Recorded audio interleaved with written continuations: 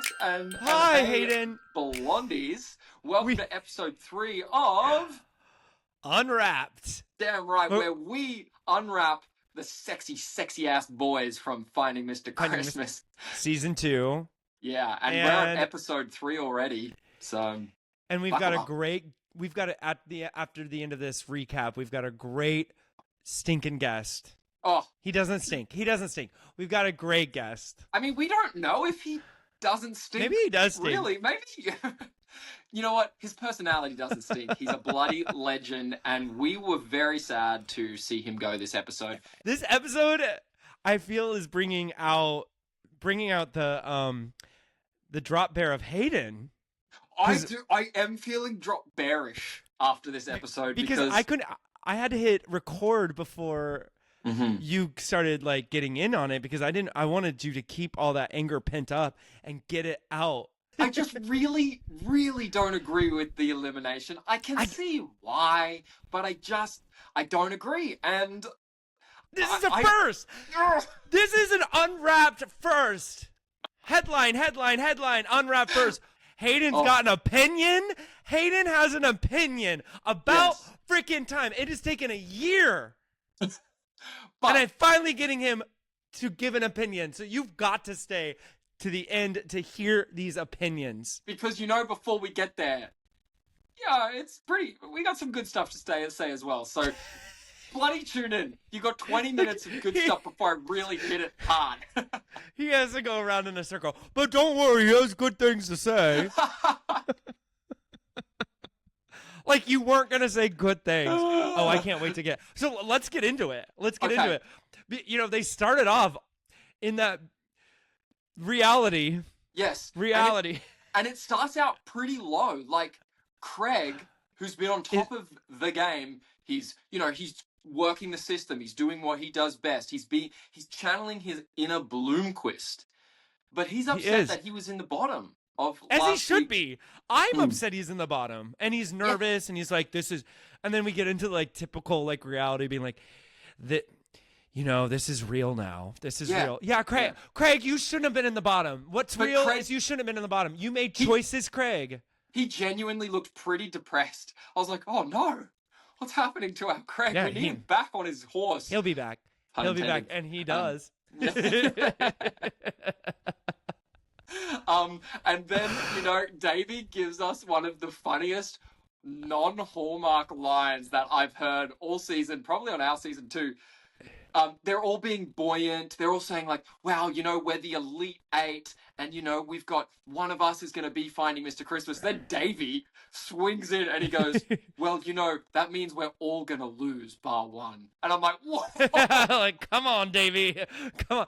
Davey's starting to relax into this reality, because you and I both know there's like 10 cameras on you at all times. So like, it's a little nerve-wracking when you go in because you're not really expecting that. And so I think they're all finally starting to settle into like... Yeah, loosen up or they're a bit. Forgetting the cameras are there. Yeah, from the very beginning, I've said Davey and Marcus and probably now Rustin are my top choices. But Davey hadn't really loosened up. I feel like his personality is really starting to show this episode. And I wonder, from that comment, if his humor is more dark. If he's got a little bit of a dark twist. I sure hope it is. Mm-hmm. Oh, if he looks the way he looks, and his humor is as dark as his... I'm just like a little wet noodle. I'm a little wet noodle with Davey. Just going, and just remember, everyone, that means there's 7 losers in this room right now. The glass is half empty with Davey. And it cracked me up. What I was really surprised is we're finally... I think this might be the first time or second time we have Marcus, we start seeing his talking face. Oh, yeah, we haven't seen much because he does go... Yeah, we see a lot of him talking about his mother. I think he said he was raised by a single mom. I'm really happy we're going to get to know Marcus a little bit more because he can't just be all smiles. No, and look, he's got a bloody beautiful smile at that. But you know what? It got me thinking of where we were at this time last season. Do you remember exactly what happened at the start of episode 3, season 1? I left.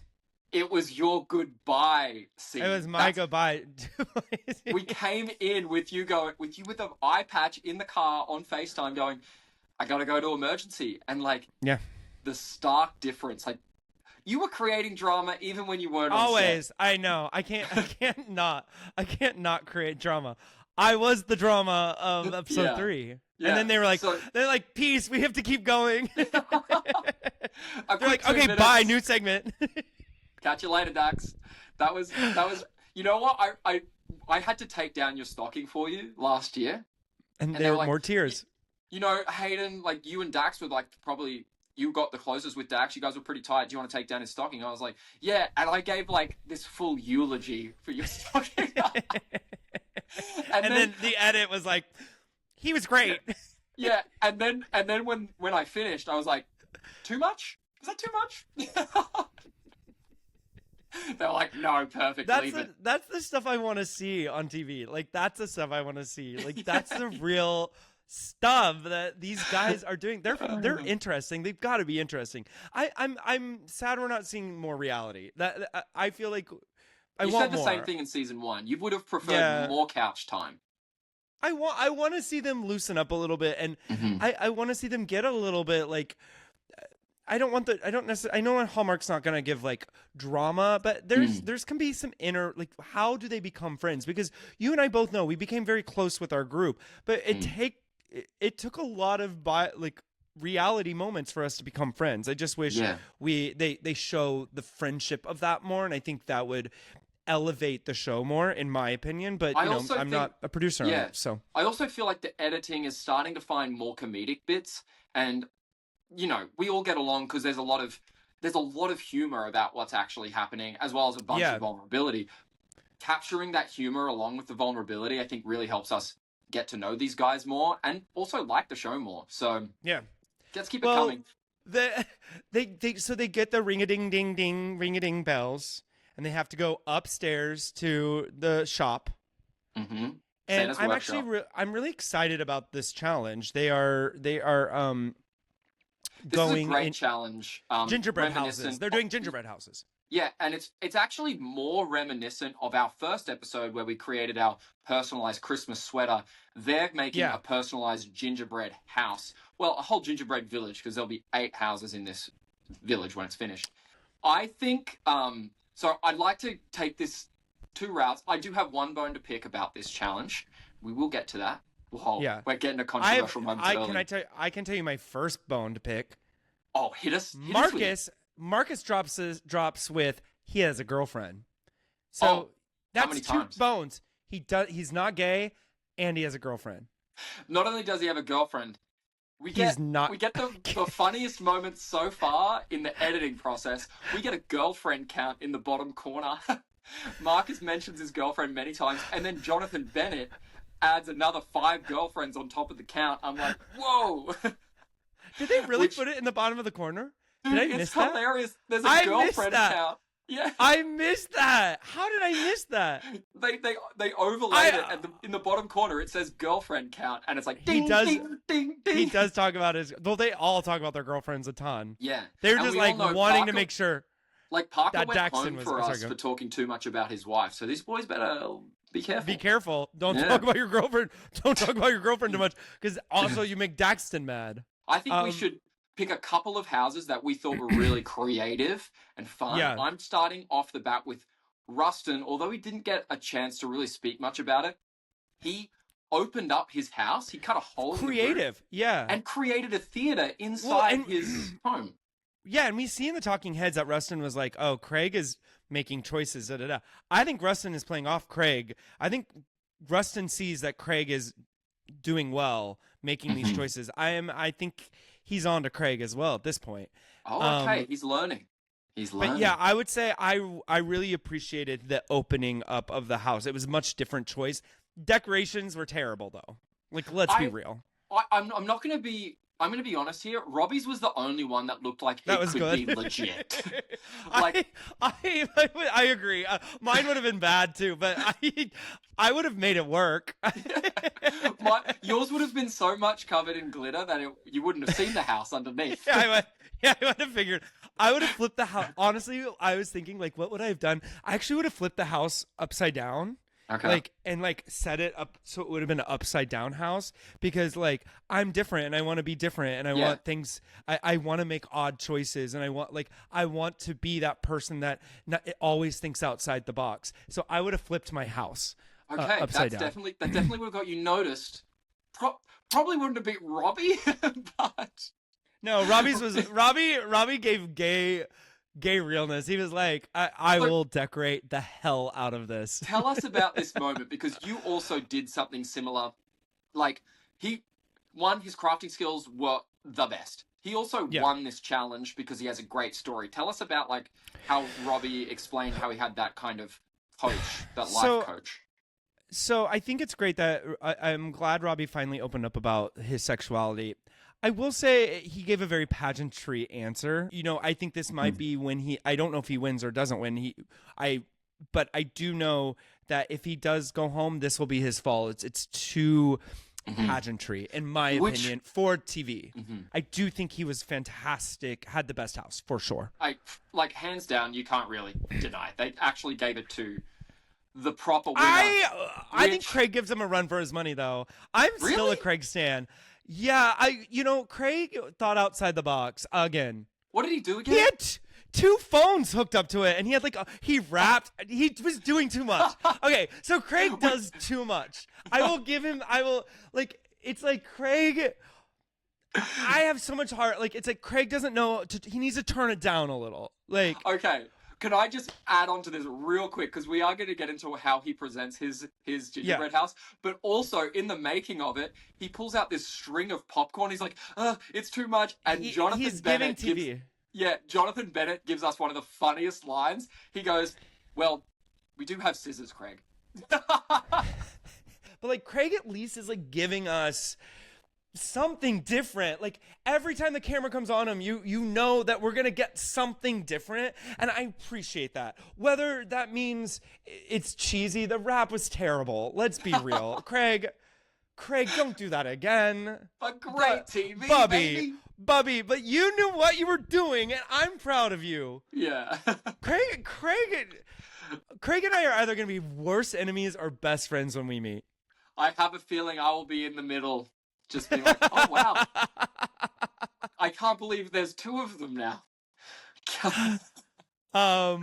So, Daxton, after this speedy little snappy break, we're going to get into the acting challenge, which was crazy. I'm so glad we didn't have to do this, but it's wild. We also get our elimination and our tops, which neither of which I agree with. Lovell, you guys don't agree with what just happened.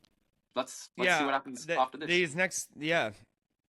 Welcome back to Blondies Unwrapped, episode 3, baby, and we are about to go through the acting challenge. Dax, take us through it. What do they actually have to do here? Okay, so they're surprised with horses. Those are their co-stars, and I can't. Do you ride horses? I'm really, really allergic, so I don't even know if I would. Talk about eye issues. My eyes would be so puffy. Not enough Benadryl in the world would. Wow. I really, truly don't know how I personally would get through this scene. I don't ride horses. I'm super allergic to livestock. I don't know if I could do it. And Dude, you would have been the drama in this episode. Yeah. You would have gone, I'm not doing it. I don't care. I'm not doing this. I would have done it. I just would have gone. I would have been dramatic about it. I would have been Craig. I would have been Craig. I would have been Craig, but better. So we have the wonderful Ali Sweeney, and they highlight that she's just done 30 Hallmark films. Whoa. She's so far, the best actress they've had on this show. I'll give it. She was a freaking gun, and she was able to... best. Yeah, she was great. She had chemistry with all of those guys. You know how hard that freaking is? You know how hard it is to be vulnerable as an actor with 8 different guys? That's hard. She did it. Truly, like, you can tell she's done her work. She's done the 30 films. She knows exactly how to do it. Because you can't truly have genuine chemistry with every single person. Everyone. No, and you're never going to. But she made them. I think she made them all look incredible. She was not worried how she was going to look, and I think that is the number one thing I'm learning on here is like she didn't. There was no like ego for her. She knew what her job was. She was comfortable on the horse. She was comfortable with all of her acting partners. Like best so far actor on the show in terms of scene partners. I think I've only gotten to watch. So if anything, go and watch it for Ali Sweeney because it's worth it. But there's also 8 fun performances, some better than others. Yeah. In this, and we also forgot to say that the winner of the festive face-off, Robbie, got an extra 5 minutes on the horse and 5 minutes with the scene. Yeah, 5 minutes with Ali. Yeah, so that's a huge. And I think advantage. what else is huge is he also gets to go first. I don't know if that was part of the reward, but going from riding a horse for 5 minutes, spending 5 minutes on the scene, and then going first, like you're just knocking it out all in one go. I think very lucky for Robbie. He does, and he did a fantastic, really good job. Really good job. His acting was fantastic. I loved the choices he made. I have no notes for Miss Robbie. There's a lot of points going to people who haven't acted before, but did a good job to overcome that. And I would love to see more points going to actually really good acting. I probably missed it, but maybe this challenge was not so much about acting, was to who could really overcome a bigger boundary. And that's the person. And if that was the case, then that would have been, we'll get into it when we announce the winner. But we're on the same page. So I think it's a great challenge, and I think the script is fantastic. So kudos to the script writers on this season. The scenes are so good, and the horse obstacle is so good. Genius. I'm also loving that we're seeing the cameramen more in this season. Like, I want to see that, and I know people want to see that as well. I love the behind-the-scenes stuff. It puts me actually into the moment with them. Yeah, I want to see more of that stuff, or the preparation. Yeah. I want to learn more on how you teach them to find their camera, or... Because they made a choice that they said something like Davey didn't know where his camera was at. I thought Davey's in my top. I know you put him in the middle, but I thought Davey did fantastic for being a model, fantastic for never riding a horse. Sure, I'm giving him points for that, but he was super connected. He doesn't have to do much though. His fault is he's going to have to, if he tries, because he's so attractive that he's one of those 0.001% of actors that literally just have to open their mouth, and he will be more successful than a lot of people just because he was gifted with some incredible genetics. Yeah. And he has like a nice tone to his voice as well. It's very like Father Christmassy. It's like soft but deep, and like he's going to be great. He understood the scene. I don't think he should have won, but I thought they were I thought they were going to put him in the bottom. So on saying that, let's pick your two, before we get to the elimination, pick your two favorites. And I don't know, who was on the top, who was on the bottom for you? Because here's the ones I think that I had on the top. Rustin's really good. Rustin just has this ease. He was great in the skiing scene. I think he's probably our best actor. And I'm giving this one to him. I thought Logan was excellent. We played up that Logan was in trouble because he forgot his lines in the beginning, but once he does get on that horse, he's so natural. His accent is on point. Yes, everyone, he does do a bit of a southern twang here, and he rocks it. And he just is so believable. So believability-wise, I have Rustin and Logan as my tops because they were just like, great. You know what? Davey special mention. I have my bottom 3 as... Or do you want to do your tops first? I'll do my tops. My tops were... So I think if we're going with the world of... What are they judging on? What did they say? What did they always say? I think they might be judging on biggest hurdle overcome Finding Mr. Christmas is who's got star quality, and in this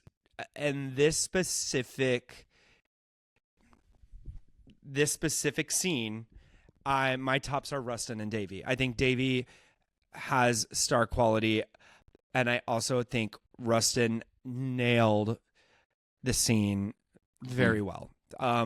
So those would be my two tops for sure. So on the bottom, my personal judgment of this is purely based on who I think just looks the least comfortable in this scene. There are some guys in the bottom, my bottom, that how many times do you want to say bottom? Bottom. Bottom. He loves the bottom. Apparently, he loves the bottoms. You know what? I love the bottoms. So these guys are on the lower end of the tally for me because they just didn't look as comfortable, even though they had to overcome potentially more difficult things. So I've got Gabe, Craig, and Marcus on the bottom because it just didn't feel believable or natural for me. I have Gabe and Craig in my bottom, but you're going to disagree. I think Logan is in the bottom TV-wise because he forgot his lines. I think you're right. And I don't... So I put my three bottoms because I was like, well, he forgot his lines. He's going to be in the bottom. Craig was very nervous. This is the first time we've seen Craig falter. And Gabriel, just poor guy. He's so handsome and he's so sweet. And I want to be his best friend. I just don't... Gabriel has really good, authentic charm where it's just like he's so charming and so sweet, and you want him to, you want to hang out with him, you want to go get a beer with him, you want to go on a hike with him. Like he makes you comfortable. So I get why he's still on the show, but for a competition, I just think there's guys that are, he's just a little green to me, and I think there's guys that that are doing better at this show because it is a competition show. So it's about competition. It's not just, I know it's on Hallmark, but it's still, somebody has to go home. That's right. And Daxton, why don't you let us know who wins this thing? I honestly was jaw dropped. I'm sorry, Marcus. You are a hot man, but you won. Yeah.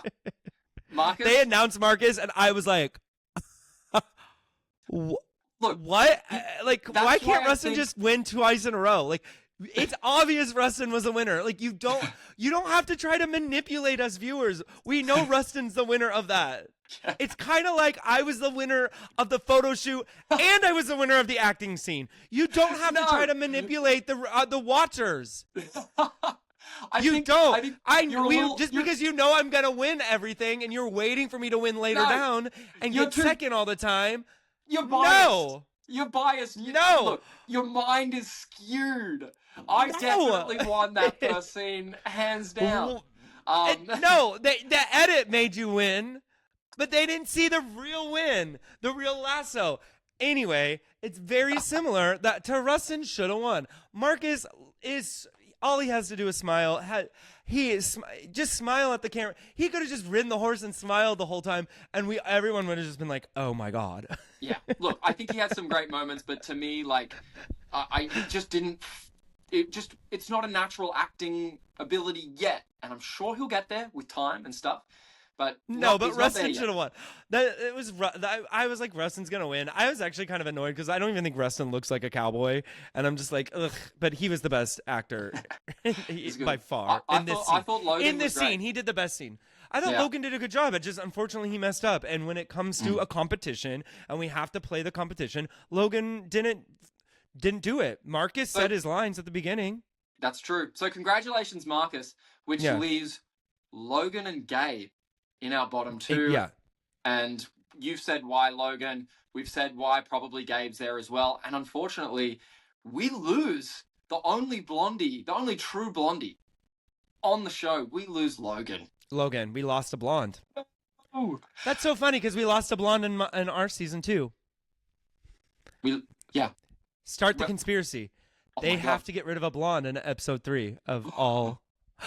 That's right. Oh my god, you were sabotaged. I once again disagree with this elimination. I I mean, agree with the bottom two. I think I was surprised that I thought I was going to see Craig and Logan in the bottom, not Gabriel. When I saw Gabriel and Logan in the bottom, like, oh, Gabriel's going to go home this time. That's like, it's time. And yeah, look, Gabriel is just. You know my thoughts. I don't think Logan should have been there at all. But we are here. You can't forget your lines. And coming up right after this, we are talking to Logan, and we might learn a little bit as to why Logan maybe didn't fill the space like the other guys kind of did when they forgot their lines. A little exclusive there for you. We got some exclusive from Logan. It's a really, really great interview. So I'm pumped. Jump on board. Has anybody changed in your final? Davey's still up there. Rustin, I didn't put at the very beginning, but Rustin's, of course, how can you not put him up there? Marcus is still up there for me, but I don't know. I'll have to see some more acting from Marcus for him to stay up there. I'm a Craig stan all the way, and Davey's grown on me. And I think Rustin's going to do a really good job. So Davey's taken some steps up to being one of my new faves. He's building in his ranks are slowly building. There's a new Davey Dave in my life. Oh no. Hayden, this was great. Don't forget to check us out on Blondies Out Loud, where we talk about anything and everything blonde or not blonde, really just whatever we want to talk about. Yeah.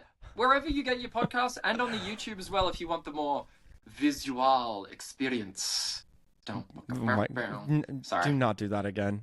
Sorry, guys. Okay, I guess we'll see you next week. Thank you for listening to Blondies Unwrapped. So, you've just seen our review. Now we have a very, very exclusive special interview with the eliminated guest, one that, you've heard my opinions on, and we're going to get into it with him. Everyone, I'd love you to give it up for the crafting, baking, crocheting, filming, traveling king. Go check out his IMDb, which Dax is going to hate that I said that. Sorry, Dax. I'm already mad. I'm now checking it out. It's the only thing I haven't checked out. But he's like a seasoned actor already to go on this show, flex his muscles. You guys already know this. I think he did a freaking excellent job. He showed his crafts. He showed his acting crafts as well. And we're stoked to have the very official Logan Shepherd on the Blondies Unwrapped podcast. Woo!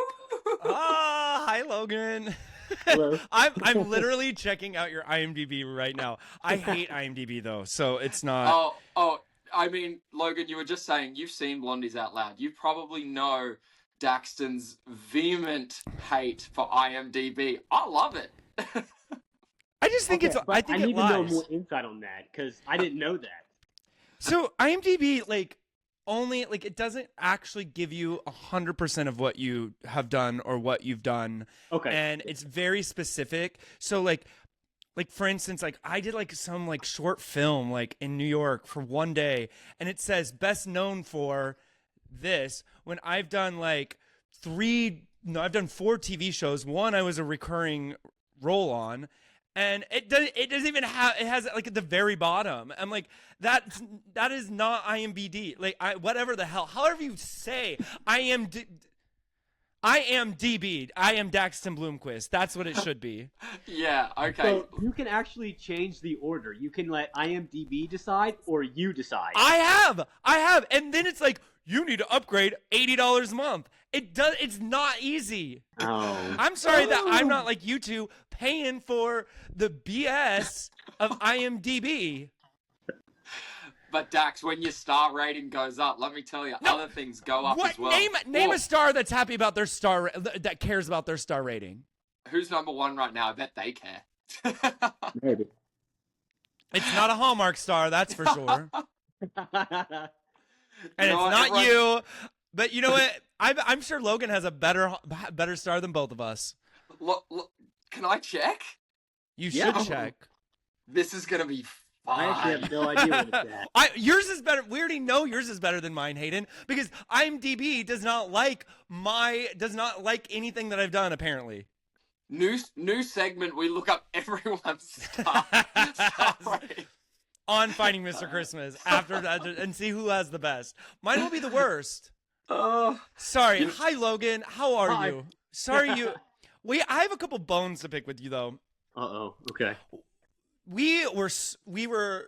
I don't know if you've listened to the past couple podcasts. We might have trashed you a little bit lately. I know what you're going for. I know this. Keep going. We were going to be a throuple. I knew throuple. It's the blonde. There are now. You got rid of it. So okay, now hold on, because I'm a natural blonde. When it's shorter and when I have product in it, it's darker. Look, Logan. There's no excuse. I mean, you're trying to like excuse your brunette away, but I was deeply hurt when I saw this photo come out of you. You look great. Who gives a shit? You look fantastic. I don't care. You're no longer blonde. I messaged you on Instagram like weeks ago going, dude, finally another blonde. Yep. Cannot wait to have you on finally the real podcast. Now I'm half tempted to like stop the recording now, Logan. I'm just so you've gotten Hayden so mad. Like, and he doesn't get mad. He rarely will show you how angry he is. You really ruffled my blonde feathers, Logan. Sorry. I was like devastated. Can I be honest there with you? Because it was the way that my hair is when it's longer, it kind of like feathers out, and it has like this look. When I was on set, they kept pushing it down and behind my ear. Yeah. And I was like, I didn't like the way that it looked like on TV. And I was like, I don't know. I was debating on it for a month to actually cut it. And then when everything started airing, I was like, yeah, I'm going to cut it. So your beard looks fantastic. I mean, all jokes aside, you look freaking awesome. It was a glam up. I mean, it's not a glam up. I think it's a very different look. You look rugged. Like you look, you're pretty jacked. I'm glad you didn't. Your face looks the part. I'm glad you didn't do it on the show though, because you would have looked like everybody else. yeah, that was And so you were hiding that from us, and then you surprised us with the body. Like, I loved that. You kept that. Yes. You kept that hidden for at least one episode until they were like, "Everyone, take your shirt off." My question is, what? My first question is, because in the photo shoot. We're not even in your episode yet when you get eliminated, but like in the photo shoot, you guys were all like working out in the room. Like we've been there. Like we were told there was a photo shoot, and our guys were like doing push-ups and stuff. They didn't really get it on camera. Who has kettlebells in their lounge room by the What is going on? First of all, why were you all like, let's take our shirts off? I don't know. I'm glad you did. I think that was a really smart choice for you. Then everybody else, and then I thought Davey was really smart and like, I'm not gonna do anything. Like, you both were smart. I didn't even realize that Davey was just sitting there like, I'm good. I'm not gonna do anything. I didn't realize that, but because all of us were actually, working out, lifting, and everything. And in my personal experience, anytime that you do anything on film, you always pump up. Like that's just the way I knew it from back when I started. Yeah. Which this is a great segue. What is the beginning? What is Logan's story into acting? How and when and why? Ooh, okay, all right. Okay. It started back when I was a kid. I loved movies, and all I wanted to do was be that guy on screen that I guess like inspired other people to kind of want to do it, because it was just an escape, and it was something that was so awesome to me that I when I was in college, I ended up having a friend of mine who was doing background stuff, and I was like, well, you know what? Let me get in on this, because I was a little bit shyer though, and I was like, well, let me try this. And back in 2015, I went down to Savannah, Georgia, and I shot Dirty Grandpa with Zac Efron and Robert De Niro. Oh yeah. And okay. I was sitting in the tent the first day, and he had the guy that I was with got split off. And I was just sitting there in this tent with like 100 other extras. and they go, all right, somebody walked in and they were like looking around, and I was just like watching because I didn't know what to do. And they're like, you come here, and I was like, okay, didn't know it. And they're like, all right, and they looked at me and they're like, all right, yeah, I think you'll do. And I was like, okay, what am I going to be doing? And they go, all right, you're going to be, I can't remember his name in the movie, but you're going to be Zach Stand-in, basically. Mm-hmm. And I was like, oh, sweet. Like, what does that mean? He's like, when you're not on screen, or when he's not on screen, you are. And then that's how they get like the lighting and all that stuff. You guys know how it kind of works and everything. And I was like, oh, sweet. So I was going out and I was standing there doing this, doing the lighting and all that stuff. And Zach comes out and talks to me and is like introducing himself. And I'm like, oh my God, this is awesome. No way. Like it was the coolest thing that you can experience for the first time ever being on set. Yeah. And I did that for a couple days and I got to talk with him just a little bit here and there. And then they were like, all right, well, we're going to have you be a security guard at the liftoff thing that they had. And I was standing there in the front. You can see me. I'm just standing there. And between every cut, Audrey Plaza and Zoe Dutch they were there in front of me, and I got to talk with them through everything about the whole stuff. This was before they were like really, really big. And I was like, this is it. Like, this is exactly what I want to do with my life.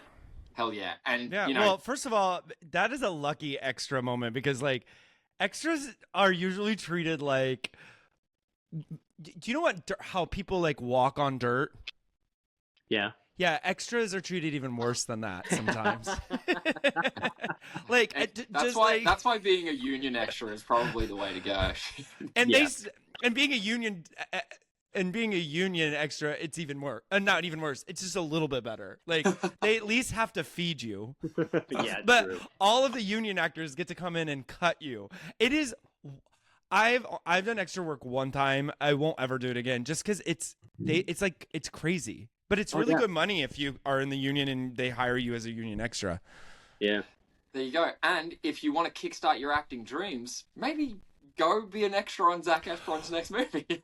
Well, you learned a lot, and clearly the bug had bitten, and you got a really cool experience. Very much so, and it kickstarted so much motivation for me that I actually moved down to Savannah, Georgia, got an agency there. The agency led me to a casting thing in Atlanta for agencies, and I signed with another agency there, and I've worked with him forever, and the amount of success that I've had over the last 10 years has been huge. And so then what well, then we go into then we get into finding Mr. Christmas. What, first of all, how did you find out about Finding Mr. Christmas? Lindsay reached out to me. Okay. Yeah. Tick. Thank you. You jumped right into my Correct answer. Good answer. What? How many times did she have to DM you for you to respond?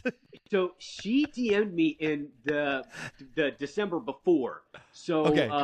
There was you could have been after we aired. Yes, yeah. Okay. And I was like, I don't know what this is. I don't understand. I had never actually heard of like the show itself. Then I looked it up, and my fiance knew the show, the first season already, and I was like, oh man. She's like, yeah, you should do this. So I was like, all right, well, I'll give her a chance. I'll talk to her and everything. And she was so cool to talk to that I was like, all right, well, this is legitimate. This is real, because it feels like everybody was like, what kind of scam is this? Yeah. And I didn't hear anything back from her until I think it was like March. So she left you on red. Yeah. Lindsay Lyles left you on red. I think so, yeah.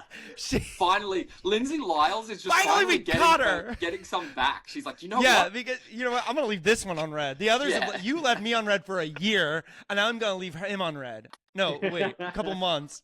Lindsay Lyles will get a hold of you though. If she wants you, she'll find you. Yeah. So that's my favorite thing. You get on. You meet. When did you meet Jonathan Bennett for the first time? I met Jonathan when we were all like lined up in the trucks, and he ended up coming up to our window, and he had because I was in the back seat and Jake was in the front seat, and he came over and talked to Jake, and I thought they had already known each other because they were talking like they had talked. And then he opens my door and he talks to me like he already knows me, and I'm like, oh, this is real. Like, you know what? He does really know you, though. Yeah, he. The thing is he knows a lot more about you than you know about yourself. Yeah. Yes. He knows your dirty, deep, dark little secret slogan. He does his homework. The hostess of the mostest is doing his homework. Our JB. And then when you first so when we get to the experience, you don't get to talk to the guys. Like, was it like 3 days? I think ours was 3 days where you were like secluded. Yes. Did you find it really you got paired with Jake. You were coming in with Jake. Did you find that like a really weird moment? I always think it was weird. I was paired with Elijah, and I thought it was the weirdest moment because it was like we're getting ready to go into the Hunger Games, and this was your pairing, and you're like, what am I supposed to do with this? Like, they don't want you to talk, but yet they kind of want you to talk. So it's like this weird. It was so strange because I didn't know that that's how, like, I guess some reality shows work because you're not allowed to see each other. I had no idea. So I'm like, after the 3 days, you're kind of like piecing it together. Like, that's what they're trying to do. Yeah. And I remember like sitting in the truck with Jake, and they're like, "Don't talk to each other, don't look at each other." Yeah. And then our driver, he was like, "No, you guys can talk. Like, just get to know each other. You guys are going in the house together, like you know each other." And we're like, "Okay." So then we start talking, and then we're like at the front of the pack, so we're like turning around, watching to see everybody come out of the cars. We're like, "Who is everybody? Who are these?" Yeah. Well, when we did it, I guess I found out later. You guys had a different line producer or a different producer on set than we did, and I was telling the producer later. She was like, "Wait, you didn't tell Elijah you were on Broadway?" And I go, "No, that's so stupid to tell people my secret." And she goes, "Well, that's why we put you together, so you guys like the two theater guys, the two with the background." And I was like, "Yeah, I'm not telling him. He's the last one I'm gonna tell." What? And she was like, "Oh my God, you have a game plan." That brings me to, did you have a game plan going in? I actually had no game plan at all. I was the only one. I went in blind. I had not watched the first season at all. Oh, you didn't even watch it? No, because I thought I was being smart. I didn't want to copy anybody or do anything like that. So I was like, no, I think it'd be all right. And I want to come in fresh. Everybody watched the show. You should have watched. That was your, you know what? That was your biggest mistake. I don't think that would have, that was your biggest mistake. 100%. Because then you would have seen why Craig is manipulating everyone. And my favorite, not my favorite, he's my arch nemesis, as well as my favorite right now, because he's on to something. Yeah. Was he on to something on set? You can tell me. So you can tell me, because I could get shit out of Drake. He what?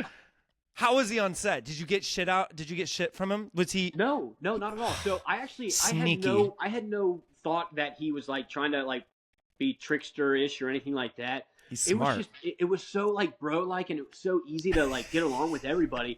Then when I'm watching this show, I'm like, everybody is talking about like, oh, Craig has a strategy. I'm like, I see it now.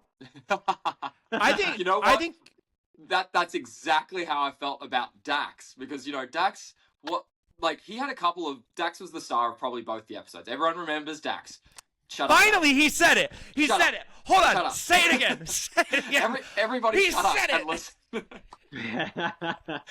But that's because Dax, he was very strategic. He was putting himself with people who he thought were going to go a long way. And if Dax and I started talking off camera, not only were we not allowed to do that, Dax would be like, save it for this. We'll do that save it, later. Yeah. Smart. And so Whereas I knew Blake. Dumb blondes don't do that. And I knew, I also knew Blake was gonna do well because they were. You could just see you've been there. You can just see like who lights up when somebody's on stage. Like I'm sure Angel was just like like everybody was just like gawing over because he had some funny little one-liners, and it's a very Blake version for that is like, and I just knew it, and I was like, well, I'm gonna be best friends with Blake now. Like I knew Hayden was gonna do well because Hayden was we didn't have as many good actors. You guys had some good actors on your season, and so it's like we didn't have that really. So I was like, all right, I know Hayden's a really good actor, so I'm gonna stick with him. And then I also know, and we're both the only blonde, so I can make a story into that. And a story that's so, like, lasted 2 years. And Craig is doing, I know, which has lasted forever. And Craig is doing the same freaking thing. But I do think you went in, like, you definitely went in. The reason why I said you should have watched the show is because you went in. You are one of the better. You're definitely one of the better actors on the show. What you missed was the game that you kind of have to play in order to win Finding Mr. Christmas. And I think that's like, you went in, you were like, I'm going to give your scenes were fantastic. Like everything you did was fantastic. So we have to get into that. Look, festive face-offs aside, I think you were great at the festive face-offs. Your Santa was hilarious and showed a lot. My about favorite. I was like, why didn't he win the Santa? Best Santa. You had the best Santa. Yeah. Thank you. I like your crafting skills were second to none. Like I assume you had a lot of fun doing that, right? Why were you mad? Were you livid you didn't win the Santa? I was not necessarily. I mean, I was kind of like, I didn't know what to think because I thought, obviously, well, just like you said, you play the game. So then afterwards, I was thinking like, I was covered up, and it wasn't like the best ideal thing to like show the thing, but I was like, I was showing a character. But I was also like showing how, like, I guess the nerdy side of me is too. I appreciated it. I loved it. I thought it was, it wasn't. I didn't, maybe not the best, but I loved that. Who ended up winning that one? Was it Craig? Won that one. I mean, you and Craig came out with the most energy. Yeah, did not think Craig should have won that one. Thank you. You definitely shouldn't have won that one. Okay, and then you did the ski. Did you have fun with the skiing? I loved the skiing. Yeah, you did a great job in that. Yeah, you were in the top. You were in the top group, right? Yes, I was in the top group, and I love that Craig picked us to go third. If I would have went last, it would have been terrible. But if I would have went first, I don't know what would have happened. So I think that right in the middle was good. I mean, being an actor, like one takes hard. Yeah. First of all, with a new actress, because you don't get to really meet her. Like, true, yeah. We didn't get to meet ours. Like, she came into the scene. That was the first time we met her. I don't know if that was similar to y'all. No, Janelle came in to say hi to you beforehand, and I was like, "Oh, that's nice." Yeah, yeah. You guys got to meet her. She came in, like, we didn't even get to meet her. Like, we knew what she looked like. She said, "Hi, guys," and then bam, we were in our scenes. Yeah. Oh, yeah. We got zero. Contact with her, so it wasn't like we even got to be. So that was really hard. But like, we didn't have the skis. Like, we just had to like make things. Yeah. Skis, that's why I wore this today. Yeah, I think it's great. I mean, look at you. And then the horse scene, you were so good. I was watching it when you were riding the horse, and I was like, you're like, I'm gonna try an accent, and I was like, oh no, this is gonna be terrible. What? Your accent was so real and so good. I'm guffawed at this episode. Logan, I'm shook. I was watching the review, and we've all just spoken about this, but I had you and Rustin as my top two before we went into elimination. I thought you were great, mate. Tell us about that scene. Like, what were you thinking going in? Oh, okay, so I had so much confidence going into this scene because so I've played like a cowboy kind of character already. I guess as an acting standpoint, if you ever seen any of my work, I am a character actor. I love doing voices. I love being able to get all dressed up and be somebody else. And I think I thought I came in or beforehand. I was so strong in confidence that I wanted to portray this cowboy and stand out so hard. I think I had too much confidence, and then they were like, "All right, we're ready," and I was like, "Oh my god, what's my first line?" So the entire time I'm like, I don't remember my first line. I don't remember what I started, and I freaked out. Oh man, that's the worst feeling. Yeah, this is where when you should have watched the first season, you probably should have just made some like dramatic reality TV moment, being like, hold on a second. I need to breathe. I need to take a breath, or have a fake panic attack. If I would have forgotten my lines, I would have been like having a fake panic attack and like lay on the ground. You need to study. You're a prime example. You need, when they put you on All Stars, Finding Mr. Christmas All Stars, you better study that. You better study. Oh yeah. I think though too, I had a little bit of trouble with the horse itself. Yeah, that's hard. Jingle? Yeah. Was its name really Jingle? Yeah. Cool. Y'all had you had a ski and a horse. I'm like, the things they put you all through so far, I'm baffled that the scenes were even good. Like, everyone did a good job. Like, I think the best part right now about this season is all of the acting scenes. Granted, there are some messes. Like, for one take, everyone's doing a really good freaking job. Because in real life, you wouldn't have had to. If you forgot your lines, you wouldn't. It would have been like you would have just redone it. Exactly. And so it doesn't really. Like, one take's hard. So you kind of blank on that first line. The horse is giving you a bit of trouble, but Logan, honestly, after that, I think yours is up there with the best. Your accent was on point. You were so natural and believable, and you had this like calmness about you. We've already spoken about this in this beforehand. This is exclusive. But I honestly had you in my top 2, dude. I couldn't believe it when you went home. Thank you, guys. Thank you. Yeah, your groundedness as an actor was really fantastic. I just think the reality of it all, like, it's just like it's part of it. It's like they have a game plan and Are you you proud? forgot your line. You forgot work? your lines. Are you proud of that scene you put up? Yeah. Well, okay. So after the whole like mess up and all that stuff happened, when I actually ended up getting on the horse and was doing the lines, I was like, this is what I needed from the beginning. Like that was what I knew that the character and everything needed to be, and I came out of it feeling so good. Hayden, we didn't even get to his gingerbread house. What did you even do for your gingerbread house, Mr. Crafter? Oh, okay. So my gingerbread house, I actually, because they said to pull some, from like family childhood memories. Oh yeah. So the top, every year, we go over to my grandparents' house, and we all they decorate the whole garage, and they have a ping pong table right in the middle, and they decorate it, and all the presents are stacked on top. And then afterwards, after everybody opens presents and everything, we just all like play ping pong.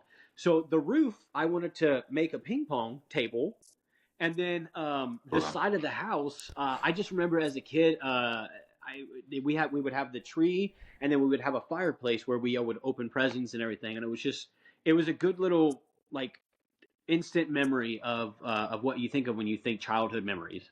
Yeah. Do you have any beef that Robbie won it? No, I think Robbie did great.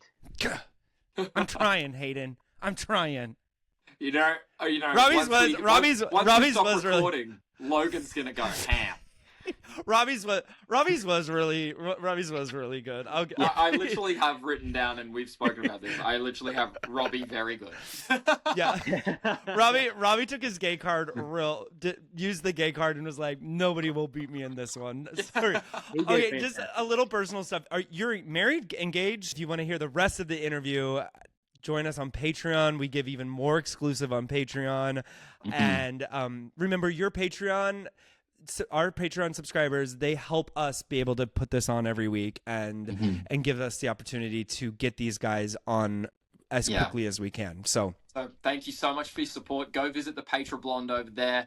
We are doing this again next week. We're going to review episode 4. We're going to see who leaves this time, who's the acting winner. And gosh, I'm in. I'm so in. I'm in.